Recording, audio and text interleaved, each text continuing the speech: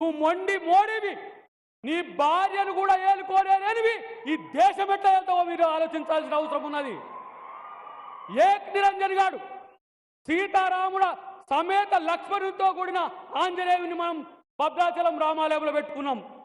ఏడ్చే రాముణ్ణి బాలరాముణ్ణి అని చెప్పి అలా రామాలయం కట్టినాం. రామాలయం కట్టడమే కాదు చెప్తున్నా మిత్రులారా, గుర్తుపెట్టుకోండి, పక్కనే బాబ్రీ మసీద్ కూలిన ప్రాంతంలో కూడా కట్టుతున్నారు. కానీ ముస్లింల మీద విషం చంపుతున్నారు. ఎందుకు ముస్లింల మీద విషం చంపుతున్నారు? పాకిస్తాన్కు పొమ్మంటే నా దేశం పాకిస్తాన్ కాదు, నేను భారతదేశంలో పుట్టిన ఈ దేశంలో పుట్టిన ముస్లింను ఈ దేశవాసిని అన్న ముస్లిం మీద మీకు ఎందుకు రక్కసింత అని చెప్తున్నాను నేను ఈరోజు.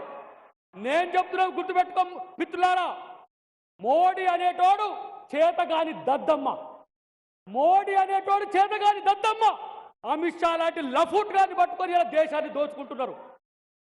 ప్రధాని, అంబానీ, అదానీ ఈ ముగ్గురు దేశాన్ని దోచుకుంటున్నారు.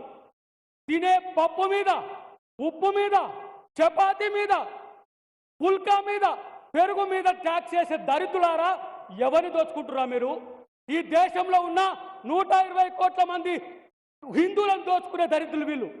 వీళ్ళు పాకిస్తాన్కు పెట్రోల్ అమ్మితే 45 రూపాయలు, శ్రీలంకకు పెట్రోల్ అమ్మితే 45 రూపాయలు, మనకు పెట్రోల్ అమ్మితే 100 రూపాయలు. మీ బొందర మిమ్మల్ని ఇలా పాతాళంలోకి తొక్కుతుంది దేశం.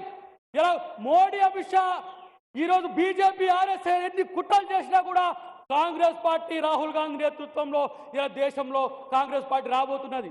ఇక్కడ రాహుల్ గాంధీ గారు ముఖ్యమంత్రి అయినరు, రేపు దేశంలో ఇక్కడ రేవంత్ రెడ్డి గారు ముఖ్యమంత్రి అయినరు, రేపు దేశంలో రాహుల్ గాంధీ ప్రధాని చేయడమే మన లక్ష్యంగా ఉండాల్సిన అవసరం ఉంది. చివరగా 1-2 అంశాలు చెప్పి ముగిస్తే మిత్రులారా, ఇక్కడ ఒక బక్కానే తిరుగుతున్నాడు.